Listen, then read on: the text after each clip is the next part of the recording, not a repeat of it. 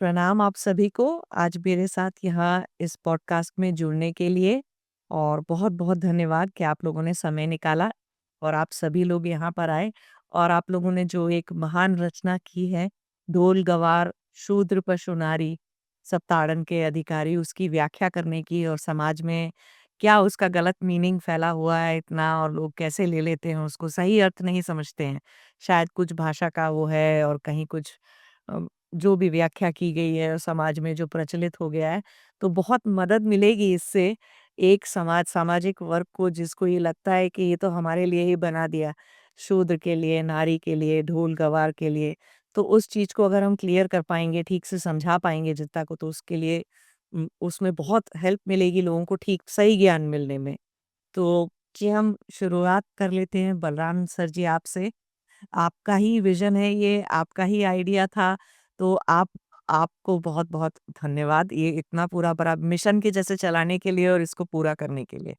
तो आप अगर हम लोगों को बताएँगे कि आपको ये आइडिया कैसे आया? क्यों आया और कहाँ से इसकी शुरुआत हुई और कैसे सबका योगदान रहा? फिर अगर आप सभी के बारे में थोड़ा-थोड़ा बताएँगे, तो हमारी जनता को, हमारी पब्लिक को बहुत हेल्प मिलेगी उससे और सभी सीकर्स को एक सही ज्ञान की तरफ जाने का एक एक म मार्ग मिलेगा। Thank you. जी, जी। बहुत-बहुत धन्यवाद आज गुरुजी आपने इस विषय को अपने पॉडकास्ट में प्रसारित करने का जो निर्णय लिया वो हम लोगों के लिए बहुत ही सम्माननीय है। बहुत ही हम लोग आपके आभारी हैं कि आप ऐसे विषय को सबके समक्ष प्रस्तुत करना चाहते हैं अपने दृष्टिकोण से भी। Excuse me. आपने जो सवाल पूछा उसमें एक सुरेंद्र शर्मा है वह कविता हँसी-मज़ाक वाली कविता कहते हैं। वो एक बार गए थे हमारे यहाँ पे। जो घराड़ी करके बोलते हैं। हाँ जी, हाँ जी, हरियाणवी वाली बोलते हैं। तो उन्होंने कहा कि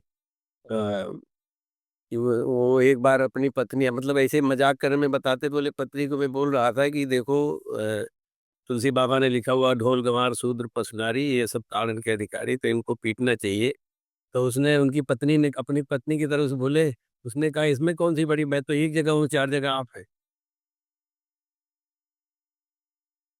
तो आपको तो पता है मैं ऐसा सुना था, बड़ा मज़ा आया उसमें और लेकिन ये विषय थोड़ा-सा गंभीर अभी हमारी पुस्तक लिखने के बाद जो घटनाएँ हुई हैं, वो और भी महत्वपूर्ण हैं कि एटलीस्ट उत्तर प्रदेश में कोई कोई राजनीतिक है, मुझे उनका लास्ट नेम ही याद है, मौर्य थे और उन्होंने रामायण की जो वो पुस्तकें उनकी प्रतियाँ जलाईं, इसी इसके लिए कि इसमें ये लिखा हुआ है, वो भड़काने वाली बात है, राजनीति वाली बात है और हम लोगों का हम तो बचपन से हम लोग रामायण, रामचरितमानस से बड़े ओत-प्रोत हैं, हमारा घर भी यहाँ पे है।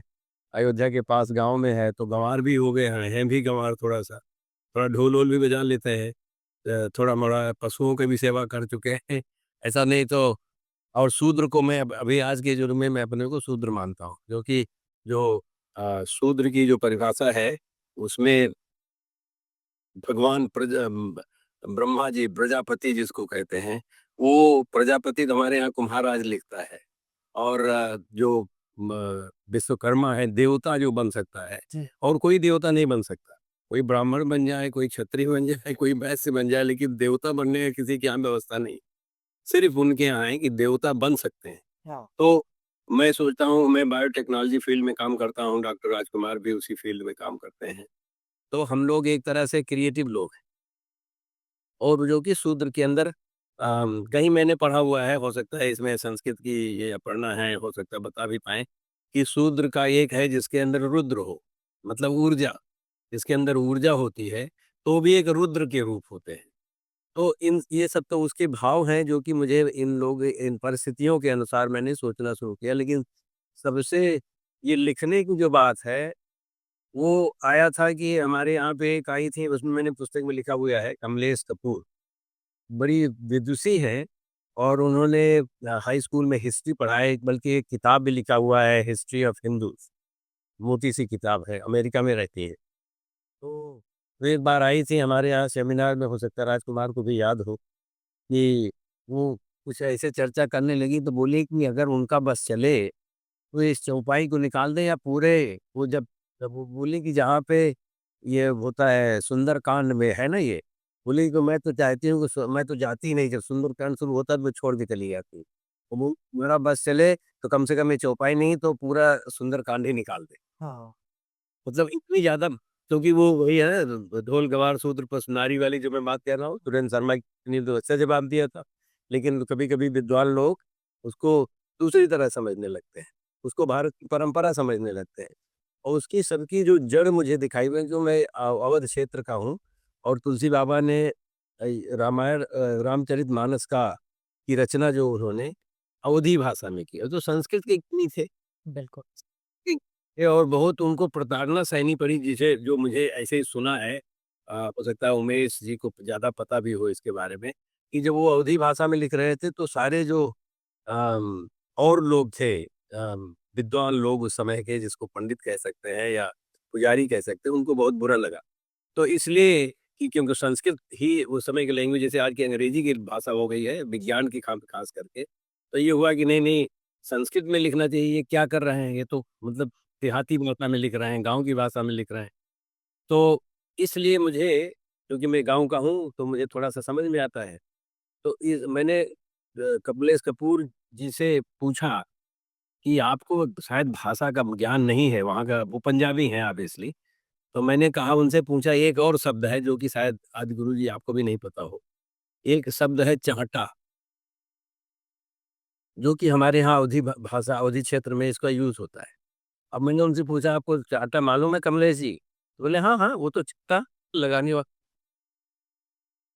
लेकिन चाँटा जो शब्द है, जो पानी पहली बार बरसता है और ऊपर की मिट्टी जो है गीली हो जाती है, नीचे की मजबूत रहती है, तो उसमें फिसलने का डर रहता है। हाँ।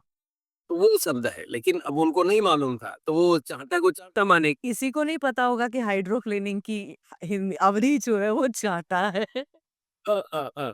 तो इसी तरह से तो ये हुआ कि हम लोग कुछ लिखे, अब ये उसमें मैं खुद भी मेहनत करके अपना लिख सकता था, अपनी बातें, लेकिन मुझे मेरे 2 विचार हैं, एक तो क्या, और लोगों के विचार भी आने चाहिए, सिर्फ़ एक व्यक्ति के विचार नहीं। और दूसरी, कहिए, हम लोग राजकुमार अच्छे से जानते हैं, क्योंकि हम लोग करीब 16-17 साल से साथ में काम कर रहे हैं। हर विचारों को, चाहे वो कितना भी कोई, मतलब कोई अगर सवाल भी पूछ लिया, तो कभी-कभी हमने सवाल सोचा ही नहीं था उसके हाँ, बारे में। हाँ, बिल्कुल। तो ये भी ज़रूरी होता है, और जो लोग दूसरी फ़ील्ड के होते हैं, उनका दूसरा अनुभव होता है, जी। तो उसको क्वेश्चन भी कर सकते हैं। दूसरा ये है कि उनके पास, जैसे अब इसमें उमेश जी हैं, वो हैं इधर क्षेत्र और क्षेत्र के ही हैं, और अपर्णा है, ये संस्कृत के लोग हैं।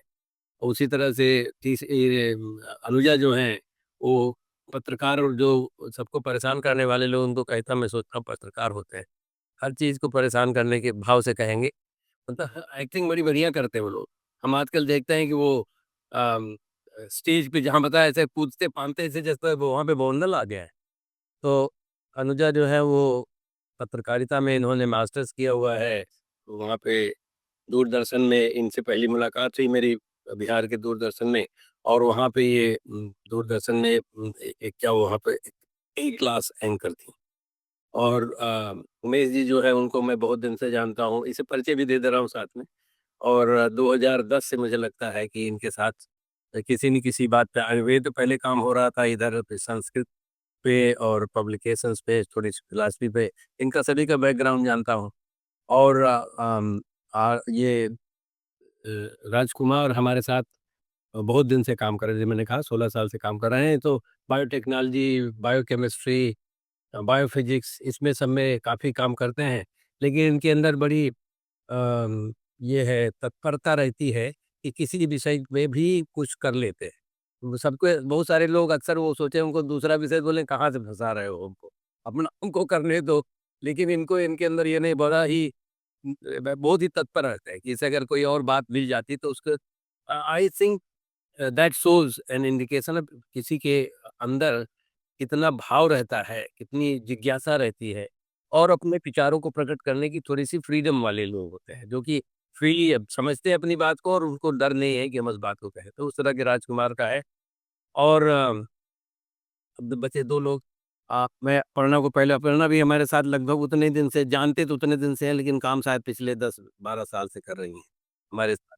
ये संस्कृत इनका विषय है, और हमको आवश्यकता थी, कुछ संस्कृत मुझे कम आती है, तो कुछ उमेश जी से और कुछ अपर्णा से जो भी काम आता है संस्कृत वाला, इनको पकड़ा देते हैं।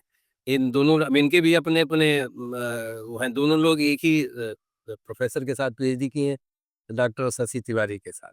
लेकिन फिर भी अब विषय भी अलग रहा होगा और इनके विचार भी अलग हैं, दृष्टिकोण अलग हैं, तो उसमें और स्टाइल भी अलग है। उमेश जी की स्टाइल दूसरी है, अपर्णा की दूसरी है। उमेश जी ज़्यादा ज्ञानी हैं, अपर्णा जो है ज़्यादा कर्मठी है। तो दोनों लोगों का इसलिए इन लोगों को मैं जानता हूँ। और फिर आखिरी में प्रोफ़ेसर रीना सहाय, जिसको जिन्हों जो तो संगीत की हैं, इनको बहुत दिन से जानते हैं क्योंकि बेब्स कॉन्फ्रेंस में आती रहती हैं, संगीत के बारे में बात करती हैं। अभी तो इनके परिवार वालों ने मिलके एक पुस्तक लिखी है, the 5 facets of medieval India. इनके परिवार के लोग भाई-बहन ने मिलके किए हुए हैं इसको। तो ये मुझे बहुत ही अच्छा लगा है। तो ये तो अभी इनका तुरंत-तुरंत का परिचय मैं 1 हफ्ते पहले इनके यहाँ पे था, रहे नहीं गया था। करीब 3-4 दिन मैं इनके यहाँ पे था, वो पुस्तक का विमोचन भी हुआ था और बहुत सारे लोग आए थे। ये प्रसिद्ध है, ये प्रसिद्ध परिवारों में से एक है और उससे ज़्यादा ये है कि ये लोग अपने माता-पिता के संस्कारों को आगे बढ़ाने के लिए पूरी तरह से कर्तव्यनिष्ठ भाव से करते हैं। और लेकिन इनके जो विचार हैं ये कि संगीत, भारत का संगीत जो है वो सभी जीवन का जड़ है। तो इनको इस तरह से पहले से जानते थे। अब वो इत्तेफ़ाक से इन्होंने मुझे बुलाया था। 2000 में शायद मैं उधर जा रहा तो किसी ने अ, उम, दलाई लामा के ग्रुप ने मुझे बुलाया था, कोई उनका नालंदा विश्वविद्यालय में कोई कार्यक्रम था, किसी ने हमको भी बुला लिया। तो मैं वहाँ गया था, इनको जानता था, फिर इनके यहाँ रुक गया और फिर ये अब ये तो ये जानते हैं किसी ये दूरदर्शन वाले लोग कहीं से इनको जानते थे। उनको पता लगा कि मैं आया हूँ और मुझे ये नहीं मालूम था कि इतना लोग उत्साहित होंगे या उत्सुक होंगे मुझे सुनने के लिए। तो उन्होंने इनको कॉन्टैक्ट किया था। उसी कॉन्टैक्ट में अनुजा भी मिल गई थी क्योंकि ये हमारी होस्ट थीं, उस समय ये एंकर थीं। तो इनको बड़ा ताज्जुब हुआ कि कह रही थीं, लेकिन इनको बड़ा ताज्जुब हुआ कि मैंने फ़ोन कर लिया क्योंकि वहाँ के लोग जब आते हैं इनके गेस्ट, तो अपनी अकड़ में ज़्यादा रहते हैं और मुझे थोड़ा-सा मैं गाँव देश का हूँ इसलिए मुझे अकड़ कम है। तो ये इसका बैकग्राउंड है इन लोगों का और हमारा जो ये था कि जो मेन चीज़ थी, मुझे ऐसा लगा कि अवधी भाषा जो है, तुलसी बाबा को पहली बात तो हम तो पढ़ते हैं, हमारे यहाँ अखंड रामायण होता था। हमारे घर में ही हमारे बाबा रामायण का पाठ करते थे, लोग बैठ के सुनते थे। तो एक वो बना हुआ है, हमारे चाचा जी भी जब थे, तो उनसे हम कभी-कभी हम लोगों की बहस होती थी, कि जैसे बहस होती तो उन्होंने कहा कि "होई है सोई जो राम रचि राखा, कोई तर्क बढ़ावै साखा।" तो ये वो ऐसे लोग बोलते हैं जो आलसी लोग हैं थोड़ा-सा कि भाई कर्म प्रधान विश्व करि राखा, जो जस करे सो तस फल चाखा। तो अपने चाचा जी को 3 साल परेशान किए थे इस पर, कि ऐसा कैसे तुलसीदास, वो बड़े तुलसी भक्त थे और राम भी भक्त थे। उन्होंने कहा एक में कहा वही है सोई जो राम रति राखा, दूसरे में कहा कर्म प्रधान विश्व करि राखा, कौन-सा सही है? और बड़े परेशान हुए, पूरे हमारे गाँव के 1, 2, 3 गाँव के लोग भी जो रामायण की पाठ करते थे, सब परेशान कि हाँ, ये बात तो सही है। बाद में मैंने 3 साल उनको बताया कि एक में है तर्क, जो फ़िलॉसफ़ी वाले करते हैं। तो कहा कोई तर्क बढ़ावे साका, वही है सोई जो राम, जो आप सिर्फ़ तर्क करोगे तो वो कुछ नहीं होने और उससे ये मैं अपने फ़िलॉसफ़ी के मित्रों को बोलता हूँ। और लेकिन दूसरे में कर्म प्रधान विश्व कर राखा, जो जैसा करेगा वही होगा। वो उनको मैंने 3 साल घुमाया था इस पर, यही करिए, पता करिए। बैकग्राउंड दे रहा हूँ कि रामचरितमानस का बैकग्राउंड थोड़ा-सा रग-रग में भरा हुआ है। अखंड रामायण होता था, तो हम बैठ के अखंड रामायण भी कहते थे। तो इस तरह की बातें थी जो कि हमको पूजनीय बाबा तुलसी बाबा बड़े पूजनीय हैं। उन्होंने, हमको लगता है कि he was around 70 plus minus when उन्होंने जब शुरू किया लिखना। बड़ी बात है कि मैं बाकी लोग, हमारे जैसे लोग 1-2 किताब आप देखेंगे छप गई। हमारी किताबें पहले से भी छप रही थी जब मैं आज की आधी उम्र जब 30-32 साल का तभी छप गई थी, तो लगता है कि अरे! हमारी किताब छप गई है। लेकिन बाबा ने शुरू ही नहीं किया। इससे लगता है कि उन्होंने बहुत सोच विचार के, बहुत समझ के, सारी चीज़ों को जोड़ के इसकी चर्चा की थी। इसलिए मैंने सोचा कि इसको आगे बढ़ाया जाए। बहुत अच्छा विचार है, बहुत बहुत ही बहुत गहराई से सोचा आपने उस बात को और आपने बताया कि मतलब कैसे यूपी में उस चीज़ को गलत ले लिया, प्रतियाँ जला दी। अगर आप लोगों के पास किताब है तो एक बार कैमरे पे दिखाएँगे सभी लोग जिनके पास भी है? तो अच्छा, मैं किताब का लिंक भी दे दूँगी एक बार। तो अपर्णा जी, आपके पास कोई दूसरा वर्ज़न है क्या? दूसरा एडिशन है? अ, तो है ही है। पिक है वो एक दूसरी प्रिंटिंग की फाइनल प्रिंटिंग है पहले, तो वो उनके पास है और जो फाइनल प्रिंटिंग है अनुजा के पास। हाँ, क्योंकि हम लोग पत्रकारों से बहुत डरते हैं, उनसे सही-सही देना पड़ता है। बहुत अच्छा। आप लोग कुछ-कुछ कहना चाहेंगे अपने-अपने चैप्टर के बारे में, जो भी आप लोगों ने लिखा, किया? और राजकुमार जी से हम शुरू कर सकते हैं, उनके पास आज समय कम है। तो राजकुमार जी, प्रणाम आपको। ओके, तो हम लोग मतलब ये चैप्टर जैसे डॉक्टर सिंह बता रहे थे कमलेश कपूर के बारे में, तो कमलेश कपूर जब हमारे सेंटर पर आई थी यूएस में, तो उन्होंने वो अ, खाने के बारे में बताया था, जो आयुर्वेद में कैसे खाना चाहिए, कैसे बनाना चाहिए, उसके बारे में पूरा उनका सेमिनार था 1 घंटे का। और फिर 1 घंटे के बाद जब मैं उनसे बाहर मतलब चाय नाश्ते के टाइम में उनसे मिला तो वो बोल रही थी कि मैं अपने खाना जो बनाती हूँ सप्ताह में 1 बार बनाती हूँ और उसको सप्ताह भर खाती हूँ। और मैंने जो लेक्चर दिया था, वो दिया था कि आयुर्वेदा में 2 दिन के बाद खाना को ज़हर माना जाता। ये कॉन्ट्रडिक्शन था, तो ये कॉन्ट्रडिक्शन उनका वो डॉक्टर सिंह का जो एग्ज़ाम्पल आया उसमें भी आया कि उन्होंने बात को नहीं समझा। तो भाव को समझने के लिए एक बहुत बड़ा ज़रूरी ज़रूरी होता है कि हमारे साइंस में एक कॉन्सेप्ट है रेजोनेंस। हाँ।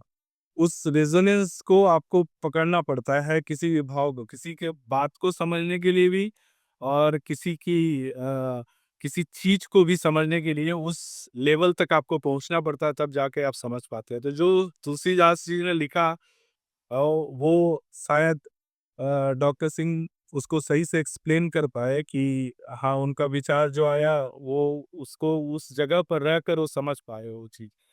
तो मैंने तो उतना गहराई में नहीं सोचा इस बारे में, मैंने जस्ट एक पशु के बारे में लिखा जो हम लोग वर्क कर रहे हैं अपना एक हमारा अपना वेरी फंडामेंटल रिसर्च है, वो है कि हम एवोल्यूशन को डिफाइन करेंगे अलग तरीके से। जो डार्विन की एवोल्यूशन है, डार्विन ने बहुत अच्छा रिसर्च किया औ और उन्होंने काफ़ी अच्छा थ्योरी दिया, लेकिन वो थ्योरी इनकम्प्लीट है इन सेंस कि हमें जो चीज़ साइंस ने हमें बताया है और जो चीज़ हमारा एक्सपीरियंस है, उसके अनुसार हम अपने एवोल्यूशन को दूसरे तरह से डिफाइन कर सकते हैं।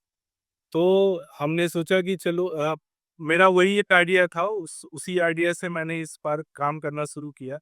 तो हमारा वो मैं डॉक्टर सिंह का स्टूडेंट भी रहा हुआ हूँ, तो उन्होंने एक लेक्चर दिया था, उसमें बैक्टीरिया को मोस्ट इवॉल्व सिस्टम बताया था कंपेयर टू ह्यूमन। मतलब उसमें बैक्टीरिया का 80% जीन को वो काम कर पा यूज़ कर पाते हैं, जबकि हम लोग केवल 1.7% 1.5% अराउंड द जीन को काम कर पाते हैं, बाकी हमारा डार्क जीन है।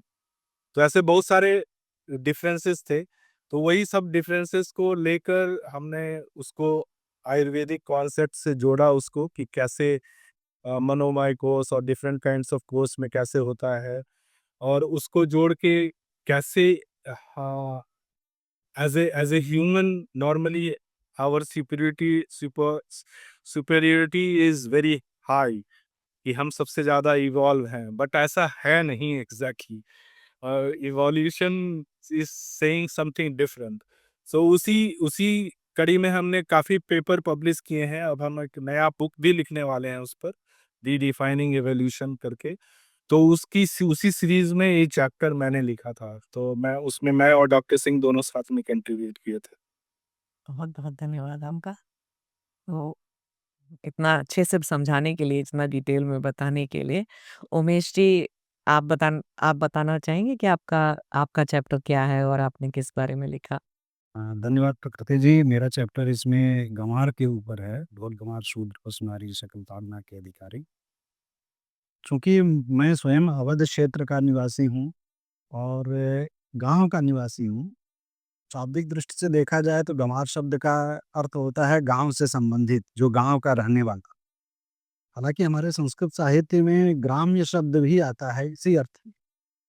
और ग्राम्य शब्द का अर्थ होता है कि जो बहुत ज़्यादा सिविलाइज्ड ना हो, जिसको मतलब बहुत सारी संस्कृतियों के बारे में ना पता हो, एक जगह सिमट करके रहा हो और वो प्रकृति के साथ सहज, मतलब वो किसी चीज़ में बहुत ज़्यादा कैलकुलेशन करके ना बोले और हर चीज़ में अपना फ़ायदा नुकसान ना देखे, एकदम सीधा-साधा प्राकृतिक व्यक्ति जो है, वो ग्राम्य और गँवार के रूप में अपने यहाँ माना गया। लेकिन चूँकि गोस्वामी तुलसीदास जी संस्कृत के भी बहुत बड़े विद्वान थे और प्रारंभ में इन्होंने अपनी रचनाएँ संस्कृत में ही की और बाद में उनको ये माना जाता है कि हनुमान जी के द्वारा निर्देश मिला कि आप जो है लोक भाषा में इसका प्रचार करिए। जिसका बाद में संस्कृत काशी के विद्वानों ने विरोध किया कि आप संस्कृत में नहीं लिख रहे हैं, लोक भाषा में लिख रहे हैं, यह भी गलत है। तो उसमें बहुत सारी और भी कहानियाँ आती हैं कि रामचरितमानस को अन्य सभी शास्त्रों के साथ काशी में विश्वनाथ मंदिर के गर्भगृह में रख दिया गया था। और सबसे नीचे रामचरितमानस को रखा गया और प्रातः काल जब खोला गया तो रामचरितमानस को सबसे ऊपर रखा हुआ पाया गया। जिसके बाद काशी के पंडितों ने गोस्वामी तुलसीदास जी की इस रचना को स्वीकार किया कि नहीं, यह जो है भगवान शंकर के द्वारा प्रमाणित है, यह ग्रंथ निर्दुष्ट है और इसलिए इसकी फिर पंडितों के द्वारा मान्यता मिली और लोगों ने इसका प्रचार प्रसार करना शुरू किया और विरोध बंद कर दिया। तो उन्होंने क्या किया कि उनका जो संस्कृत का और जो शास्त्रीय ज्ञान था उसको रखते हुए रामचरितमानस की रचना की। एक तरह से कहा जाए तो संस्कृत के सारे शास्त्रों का निचोड़ रामचरितमानस और लोक भाषा में उन्होंने शास्त्र के ज्ञान को किस तरह से लोगों तक पहुंचाया, ये अद्वितीय है। तो इसमें गंवार के अर्थ में भी उन्होंने कहीं न कहीं अपने शास्त्रीय बैकग्राउंड को लिया। कुछ गरुड़ पुराण में कुछ श्लोक आता है ऐसा जिसमें कि दुर्जनो दासाय स्त्रियाँ है, इसकी इनको जो है पटहा शब्द भी आता है जिसका अर्थ नगाड़ा जैसा ढोल जैसा वाद्य होता है, कि इनको जो है कि ताड़िता मार्दवम भजते, कि ताड़ित होने पर, प्रताड़ित होने पर ये तरलता को प्राप्त होते हैं। इस तरह के नेगेटिव मीनिंग वाले श्लोक पुराणों में हैं। जिसके कारण उन्होंने एक तरह से, चूँकि रचनाकार थे तो कहीं न कहीं वह पूर्व के कवियों से प्रेरित होता है, तो उन्होंने ये सारी बातें कहीं। लेकिन एक चीज़ यहाँ ध्यान देने की बात है कि उन्होंने इसको स्वयं नहीं कहा है अथवा किसी बड़े पात्र, उनके जो आदर्श पात्र हैं, उनके मुख से नहीं कहलवाया। वो परिस्थिति है कि जब भगवान राम समुद्र से प्रार्थना करते हैं और समुद्र उनकी प्रार्थना को नहीं सुनता है और वो शस्त्र संधान करते हैं कि नहीं, अब जो है हमें समुद्र को सुखा देना है, समुद्र को नष्ट कर देना है। तब समुद्र उनसे जो है प्रार्थना करते हुए जाता है कि नहीं, हम तो जो है छोटे व्यक्ति हैं और हमें जो है छोटे व्यक्तियों के साथ ऐसा बर्ताव कर किया जाता है। तब वो रहा है। कई बार हम लोग भी ये इस जो आज का इंटेलेक्चुअल क्लास भी है, वो दूसरों के सम्मान में, दूसरों की बड़ाई में स्वयं को नीचा दिखाते हुए ऐसा बर्ताव करता है। ये सामान्य शिष्टाचार, इसमें तो कोई दोष नहीं है। तो इसी अर्थ में समुद्र ने भी स्वयं को कहा, गोस्वामी तुलसीदास जी ने समुद्र के माध्यम से उसको कहलवाया। तो इसमें ये नहीं कहा जा सकता कि उन्होंने एक कोई नेगेटिव मीनिंग के लिए कहा। दूसरी चीज़ कि अवधी प्रत्येक लोक भाषा है, उसका अपनी विशेषता है। उस विशेषता के अनुसार ही, उसके प्रयोगों के अनुसार ही उसके अर्थों को देखा जाना चाहिए। कई बार एक ही शब्द है, संस्कृत व्याकरण में भी हमने देखा है कि एक ही शब्द अलग-अलग अर्थों में आता है। क्यों? क्योंकि वह समय के साथ, क्षेत्र के अनुसार, अक्षांश, देशांतर, भूगोल के अनुसार उनके अर्थ बदल जाते हैं। और इसका सबसे बड़ा उदाहरण अगर हम कहें तो वेद और अवेस्ता, वैदिक शब्द हमें अवेस्ता में भी मिलते हैं। लेकिन और हमें लगता है देख करके कि ये वैदिक भाषा है, प्राचीन है, लगभग उत्तर वैदिक काल के बराबर अवेस्ता का काल है, लगभग उसके बाद का ही माना जा सकता है, दोनों को साथ का माना जा सकता है, अथर्ववेद के समय का। और एक जैसे शब्द मिलते हैं, हमें भ्रम होता है के लिए दोनों का अर्थ एक होगा, लेकिन नहीं, बिल्कुल नहीं। उनके अर्थ बिल्कुल भिन्न है। जबकि पारसी सभ्यता और वैदिक सभ्यता दोनों का भूगोल भी कोई बहुत दूर नहीं है। तो अभी हम अनुजा जी से रिक्वेस्ट करेंगे कि अनुजा जी बताएं कि जर्नलिज्म के करियर के साथ ये सब बुक लिखने में और वो भी इस तरह के टॉपिक में कैसे आ गए आप और क्या कितना कैसा लगा आपको क्या लिखा आपने? आप सभी को प्रणाम करती हूँ और बहुत धन्यवाद प्रकृति जी, आपने मुझे ऐसा अवसर दिया अपनी बात को रखने का, वो भी आपके प्रोग्राम में। और मैंने आपके कई सारे प्रोग्राम्स और वीडियोस देखे हैं, क्योंकि मैं मीडिया से हूँ तो मुझे थोड़ा पहले से कुछ जानकारी जो है अब वो वैसे भी हमें पता था आपके बारे में। तो मैंने काफ़ी कुछ आपके बारे में देखा और बहुत सारे टॉपिक्स जो आपने लिए हैं बहुत इंटरेस्टिंग हैं और उनको समझने की बहुत आवश्यकता है और अच्छे से देखकर और उस पे मंथन करने की आवश्यकता मुझे महसूस होती है। और बहुत धन्यवाद कि आप ऐसे सारे विषय लेकर आती हैं, जो कहीं न कहीं हम सभी को सोचने पे मजबूर करते हैं और हमें उन बातों पे विचार करना चाहिए।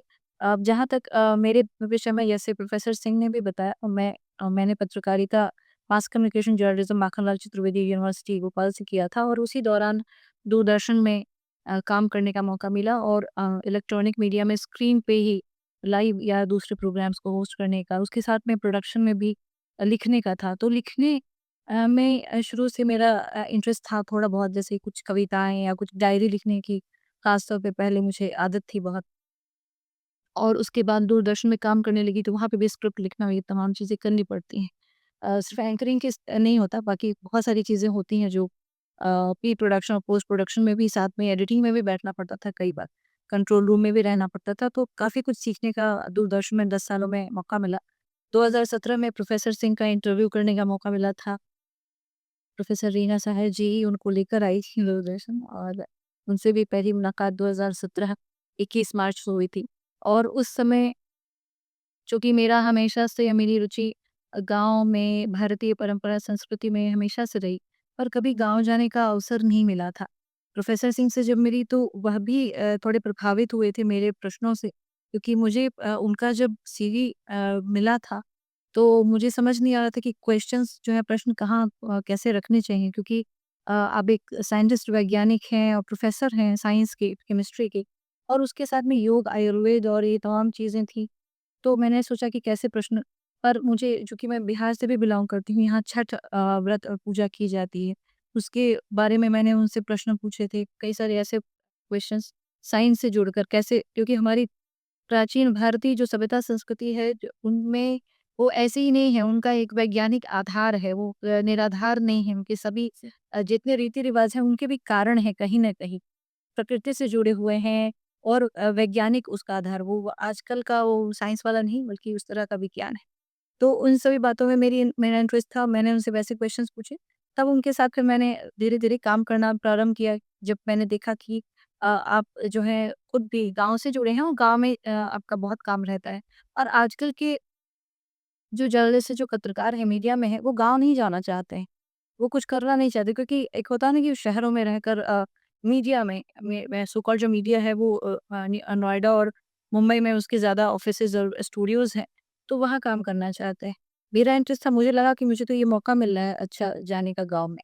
वहाँ से एक जो सफ़र है उसकी शुरुआत हुई और फिर लिखने का तो मेरा ऐसा नहीं था, बाकी तो सभी यहाँ प्रोफ़ेसर्स हैं, उनका रहता है हमेशा आर्टिकल्स वग़ैरह, पर ये किताब लिखने के बाद मैं एक महिला हूँ तो ज़ाहिर-सी बात है कि महिलाओं के विषय में मेरी अपने आप ही रुचि थी, और पहले भी महिलाओं के बारे में, और जो बच्चे होते हैं, जैसे स्लम्स में रहने वाले ख़ास तौर पे बच्चे होते हैं, उनके विषय में मैंने काम किया था। नई दिल्ली में भी जब थी, वहाँ पे भी काम किया था।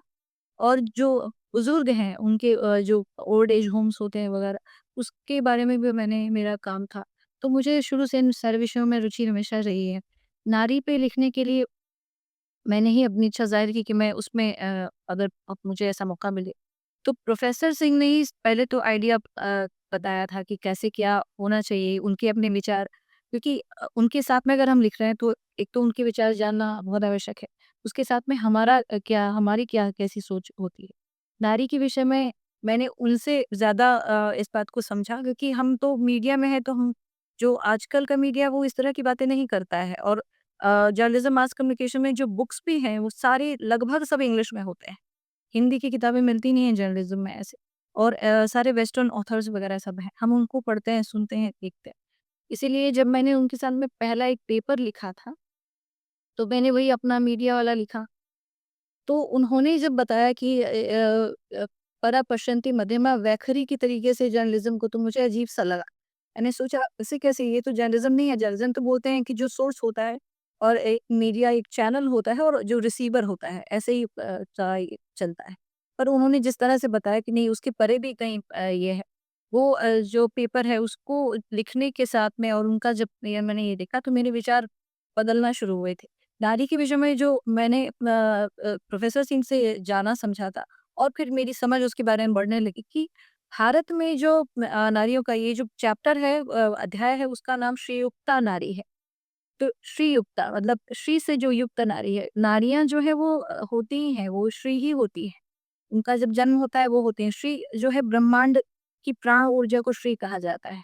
तो जो नारी होती है, जब बालिका जो होती है, जब जन्म लेती है, उसके अंदर उस तरह के भाव पहले से ही होते हैं। फिर जब उसका विवाह होता है, उसको श्रीमती कहा जाता है। मन जिसकी मति जो है, जिसमें श्री का ये होता है। और आदमी जो होते हैं वो श्रीमान होते हैं, लेकिन वो उनको उसके लिए काफ़ी काम करना पड़ता है, तब उनको श्रीमान कहा जाता है। हाँ, बलराम सर में पुरुष मतलब हाँ, हाँ। तो उ उस इस मैंने जो इसमें अपना जो मैंने लिखा है उसमें कि भारतीय परंपरा में महिलाओं को किस तरह का स्थान प्राप्त है। महिलाओं के लिए जो तमाम तरह के शब्द इस्तेमाल किए जाते हैं, महिला, नारी, स्त्री, इनके क्या अर्थ हैं? और जो वेस्टर्न कंट्रीज़ हैं या दूसरे देश, उसमें किस तरह, जैसे फ़ारसी औरत शब्द है या वुमन है, फीमेल है, मेड है, ये तमाम जो है लेडी हैं, इनके क्या अर्थ होते हैं? तो उनमें इतना अंतर है, मतलब भारत के जितने भी इतने शब्द हैं, उनमें सम्माननीय, उनके सम्मानजनक उनके अर्थ होते हैं। हाँ। और जितनी भी वेस्टर्न कंट्रीज़ की जितने मैंने नाम लिए इंग्लिश के, उनके सबके जो है बहुत अच्छे अर्थ नहीं होते हैं। तो और मिसेज़ जो है वो भी जो हम मिसेज़ कह देते हैं, पर वो वर्ड बहुत ही उसका अच्छा अर्थ नहीं होता। तो यहाँ पे हमने ये दर्शाने का प्रयास किया है। उसके साथ में एक बहुत महत्वपूर्ण बात यह है कि महिला जो विषय है, नारी का जो विषय है, ये सदियों से सबसे ज़्यादा जो प्रोमिनेंट है हमारे समाज में, बहुत मुखर होकर ये बातें विषय जो है उठती रही हैं। क्योंकि महिलाओं कहा जाता है कि जिस समाज में महिला का विकास होता है, वही समाज सही मायने में विकास कर सकता है, क्योंकि नारी ही है इस सृष्टि की रचना करती है, और समाज का, परिवार का, देश का और विश्व का जो आधार है, वह महिला नारी ही होती है। तो जो महिला का जो विषय है, लेकिन आज के समय में थोड़ा-सा ये हो गया है कि बराबरी की बात आने लगी है कि हमको उसी तरह का बराबरी होनी चाहिए। तो इन सारी बातों का, इन सारे विषयों का मंथन करने का हमने प्रयास किया है कि नारी जिस दिन, महिला पूरे संसार की जिस दिन अपने आप को समझ जाएगी, अपने महत्व को समझेगी, अपने कर्तव्य और धर्म को समझकर उस तरह से काम करेगी, अपनी शक्ति को पहचानेगी, उस दिन इस संसार की कोई ऐसी शक्ति नहीं है जो उनको नहीं मानेगी। और जैसे प्रोफेसर सिंह हमेशा बोलते हैं, जो मैंने कभी नहीं जाना था, समझा था, यत्र नारेस्तु पूजन्ते रमन्ते तत्र देवता। तो मैंने सोचा हाँ, नारी की जहाँ पूजा होती है महिला की, जिस परिवार में, जिस जगह, जिस समाज में, वहाँ पे देवताओं का वास होता है। और इन्होंने उसका दूसरा अर्थ बताया कि नारी को उस स्थान पर पहुँचना होता है, तब देवता जो है वो खुद ही जो है वो देवताओं का वास हो जाता है, या वो जगह जो है देवभूमि की तरह हो जाती है। तो इस जी, चैप्टर में इन सारी बातों को ही उठाने का और इन पर विचार करने का प्रयास किया गया। बहुत अच्छा, बहुत ही सुंदर। मैं ज़रूर पढ़ूँगी आपकी बुक बुक जो है। मैं अपर्णा जी को भी आइडिया देते रहती हूँ कि एक बुक लिखते हैं जिसमें हम नए वाले फेमिनिज़्म, इक्वालिटी, नारी के ऊपर एक किताब लिखते हैं। जो अब तो हम तीनों मिलके लिख सकते हैं एक नारी के ऊपर किताब। जी, जी, बिल्कुल। मतलब इस चीज़ को और विस्तार कर सकते हैं और समाज की और भी कई सारी प्रॉब्लम्स हैं, उनको हम उठा सकते हैं, जो नए बच्चों को आने वाली नई नारियों को दिशा दिखा पाए, ऐसी कोई चीज़। और जो कि वेस्टर्न मीडिया के और वेस्टर्न टेक्स्ट के सबके मुकाबले में कहीं बैठती हो और आइडियाज़ को बात करती हो, जिससे कि ये ना लगे कि पता नहीं कहीं कोने में जाके गाँव में कुछ लिख दिया हमने। बिल अब सभी जो है वहीं से आते हैं, ग्रास रूट लेवल से आते हैं, लेकिन हाँ, एक इंटरनेशनल लेवल पे एक चीज़ को प्रेज़ेंट कर पाएँ। तो बहुत-बहुत धन्यवाद आपका। अब लोग भी गाँव वालों की बेइज़्ज़ती ही करते जा रहे हैं। गाँव के ऐसा नहीं हो गया गाँव के आगे। सर जी, हम 1989 से मथुरा, ललितपुर जैसी जगहों में रहते थे, वो गाँव ही था।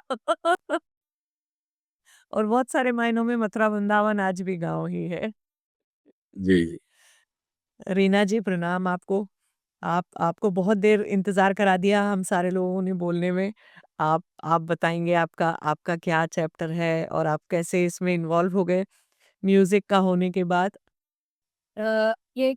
सबसे पहले तो बहुत खुशी हुई आपसे मिलके, बाकी लोगों से तो मुलाकात हुई थी, आपसे फर्स्ट टाइम मिल रही हूँ और आपका एक इंट्रोडक्शन मुझे पता है, बाकी जो लोगों ने जो कहा, I have been watching this और हम लोग सब कभी सीरियस हो रहे हैं, कभी हँस रहे हैं, कभी सीरियस हो जा रहे हैं, बट आप एकदम स्थित प्रज्ञ, एक स्माइल कांस्टेंट आपके चेहरे पर है, cheerfulness समय है ना तो वो एक्शन फ्रॉम माय तरफ यू नहीं, बहुत मुश्किल है इतना देर चीयरफुल रहना अब कॉन्स्टेंटली।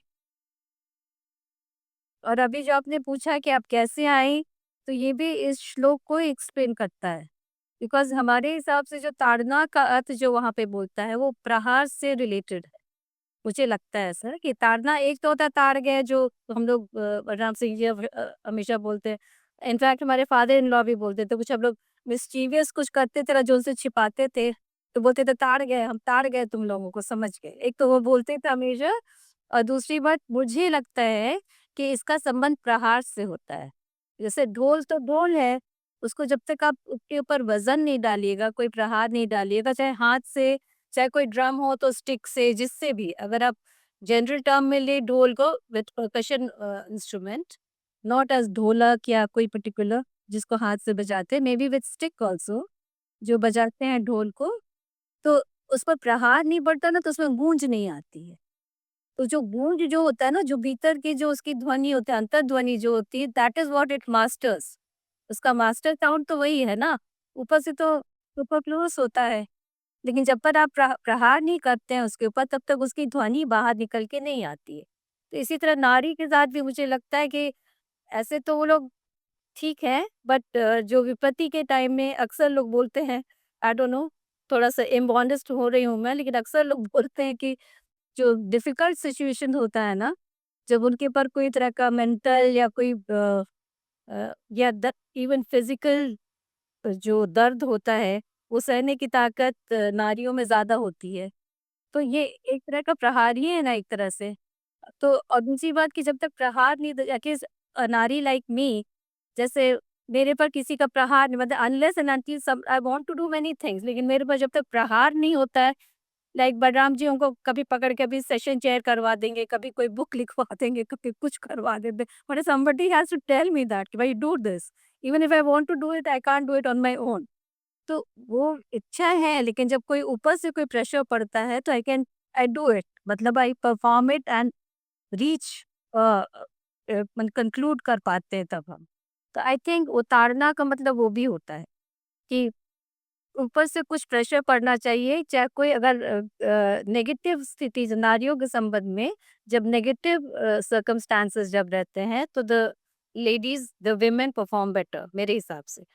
और जहाँ तक गँवारों का, जो गँवार लोगों में जो बोला जाता है, देखने में वो लोग बहुत सीधे लगते हैं, मतलब ऊपर से they look very simple and they may be educated, they may be not educated, कुछ भी हो सकता है, बट कभी-कभी they come out with such philosophical things. जब आप उसके अंदर झाँकिएगा तो इतने माने बहुत बड़ी-बड़ी बातें वो कह जाते हैं। इवन सर, वो कोच हमारे यहाँ पर स्पीकर हो कोई भी, यानी कई तरह की चीज़ें निकल जाती हैं। तो again it has to do with प्रहार। देन ढोल, गवार, शूद, पशुओं में भी ऐसा था, पशुओं से तो यू कैन लर्न सच, मतलब जब आप उनके साथ रहेंगे, जब उनके ऊपर जब ध्यान देंगे आप, तो बहुत सारी चीज़ें निकल, अब तो अभी तो मुझे पता लगा कि उन लोगों में भी एक टेलीपैथी होती है which they can relate with human, and पशुओं में भी टेलीपैथी होती है और वो लोग बात भी कर सकते हैं। This I very recently came to know. तो इस तरह की बातें होती हैं, तो दैट ताड़ना I think relates with that प्रहार, जो ज़ोर जो बता है। प्रेशर तो कंट्रोल्स क्रिएट कर दी। हाँ, मतलब प्रेशर बेशक सा है, हाँ, उस अगर मतलब दिखता उसके ऊपर से आपको किसी तरह का, वेद में भी आई थिंक एक्सेंट करके कहा गया है, जिसको हम लोग म्यूजिक भाषा में जिसको बोलते हैं कि बल देते हैं, किसी स्वरों पे बल देते हैं, तो बल देने से उसका वो स्वर बदलते हैं, हाँ। काकू बदल जाते हैं। तो I think it has to do a lot with that, उसका फिलोसॉफिकल हमारे हिसाब से यही होना चाहिए एक्सप्लेनेशन।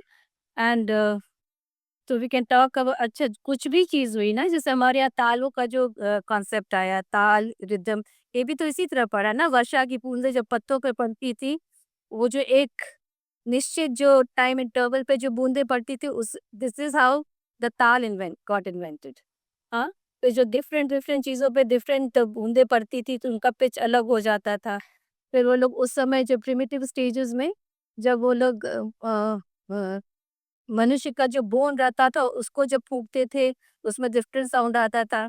जब लकड़ी के ऊपर फूँकते, बिकॉज़ फूँकना, चिल्लाना ये सब तो नेचुरल क्रियाएँ थी मनुष्य की।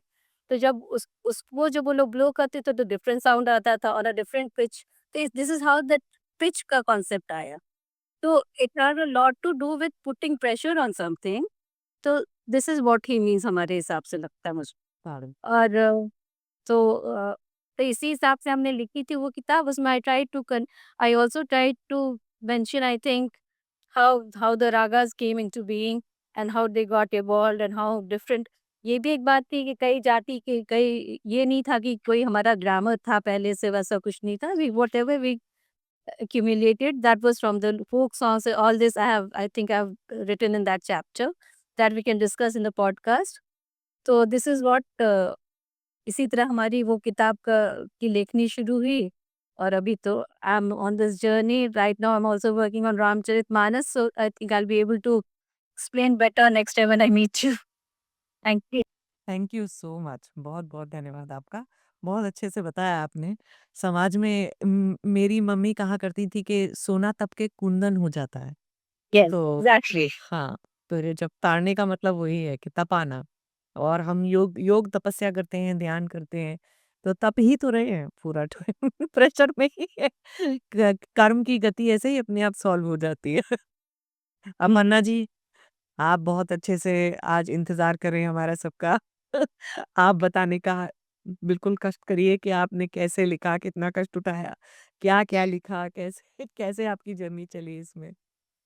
जी, नमस्ते प्रकृति जी। आपने सही कहा कि कैसे क्या-क्या कष्ट उठाया। सबसे पहले तो इसमें मुझे लगता है कि बौद्धिक कष्ट, अपने आप को इस विषय पर काम करने के लिए तैयार करना, वो एक सबसे बड़ा मेरे लिए चुनौती लगा था मुझे। क्योंकि जब मैं प्रोफ़ेसर बलराम सिंह सर से मिली, आज से 10 साल पहले की बात है, तो उन्होंने मुझे एज़ अ प्रोजेक्ट, हमारा एक प्रोजेक्ट है, हमारे इंस्टीट्यूट ऑफ एडवांस्ड साइंसेज़ में एक डिपार्टमेंट है, स्कूल ऑफ इंडिक स्टडीज़। तो उसमें एक प्रोजेक्ट है इंडिजिनियस सोशो डेमोक्रेटिक इंस्टीट्यूशंस। तो एक तरह से जो हमारे रूरल बैकग्राउंड को बताते हैं, ऐसे कौन से सोशो डेमोक्रेटिक इंस्टीट्यूशंस हैं, उनकी बात रखने के लिए सर ने उसके अंतर्गत ही मुझे ये सिर्फ टाइटल दिया, शूद्र पर काम करना है, बस इतना बोला। अभी थोड़ा-थोड़ा शुरू किया तो मैंने मैंने सोचा, तब तक मुझे नहीं पता था कि इसका ये रूप बन जाएगा कि वो पुस्तक के रूप में आएगा, या एक चपाई है वो इतनी ज़्यादा बृहद उसपे चर्चा सोसाइटी में चल रही है, वो थोड़ी मेरे लिए भी बड़ी बात थी। क्योंकि जब मैंने उसको सर से समझना शुरू किया, तो हमारे तो दिमाग में वो चल रहा है ना, जो न्यूज़पेपर्स में हम पढ़ते हैं कि अच्छा, शूद्र वर्ण का मतलब है शायद कोई बैकवर्ड क्लास की बात हो रही है, कोई दूसरे तरह की जाति, वर्ण व्यवस्था, ये सब चीज़ें जिनसे शायद मैं जो अपने आप को थोड़ा बचा कर चलना चाहती हूँ, क्योंकि मुझे ज़्यादा नॉलेज नहीं है। तो लेकिन जब सर ने उसके विषय में आगे-आगे हमें मेरे को जोड़ते चले गए, प्रजा सिस्टम से इंट्रोड्यूस किया।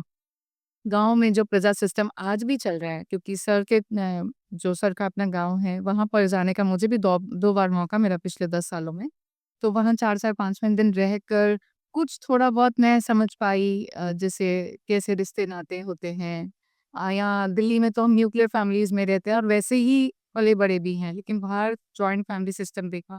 फिर आस-पास का जो वातावरण है, फिर उसके अंदर भी जो डिफरेंट कैटेगरीज़ को हम देखते हैं। जैसे बड़ी सिटीज़ में ये नहीं मिलेगा, बिल लेकिन छोटी आप अगर रूरल बैकग्राउंड पे जाते हैं तो वहाँ आपको ये सब देखने को मिलता है। तो धीरे-धीरे सर ने मुझे उससे इंट्रोड्यूस किया, हमने कई आर्टिकल्स और कई ब्लॉग्स और साथ में कई हमारे इसमें पेपर्स, जर्नल्स में जो पब्लिश हुए हैं, वो हमने एक साथ काम किया है। सर का विज़न था, सर ने काफ़ी इसमें मतलब एग्ज़ैक्ट विज़न जो मैं कहूँ कि सर के ही विज़न को देखते हुए मैं आगे इतना रिसर्च कर पाई। वरना मेरे लिए भी मुश्किल था, और सर की गाइडेंस उसमें बहुत ज़्यादा रही।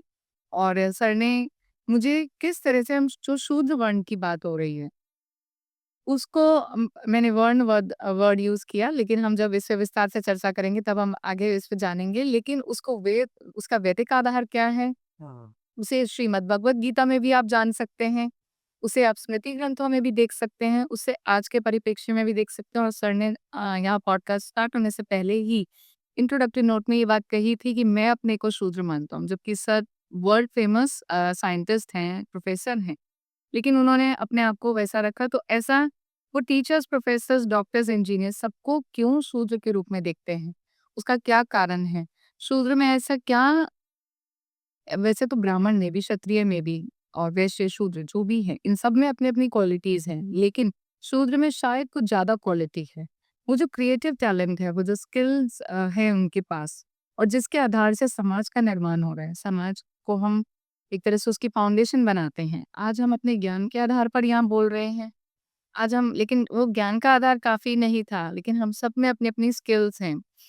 कोई म्यूज़िक के प्रोफ़ेसर हैं, कोई साइंस के हैं, कोई कोई अपना मीडिया से है। तो जैसे जो जिनके स्किल्स हैं, उसके आधार पे उनके वचन निकल कर आ रहे हैं या उनकी रिसर्च उस पे जा रही है।